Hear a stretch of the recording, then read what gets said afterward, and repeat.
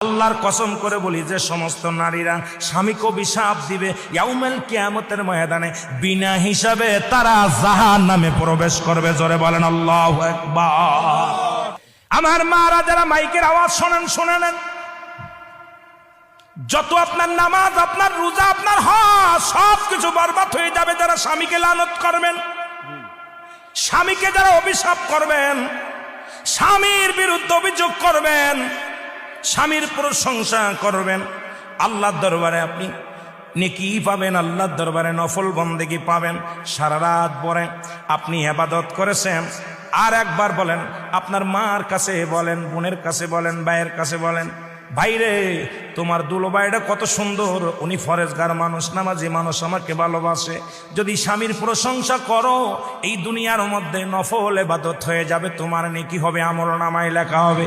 নবীজি বলছে অধিকাংশ মহিলারা ওই কিয়ামতের ময়দানে ওই জাহান্নামী অধিবাসী হয়েছে যারা স্বামীর লানতকারী। জোরে জোরে চিল্লায়া বলা যাবে না আল্লাহু আকবার। আল্লাহ নবী বললেন, আম্মা জান খাদিজা বলে, হুজুর এরপরে কি দেখলেন? বলে, ও আম্মা জান খাদিজা রে, খাদিজা আমি এরপরে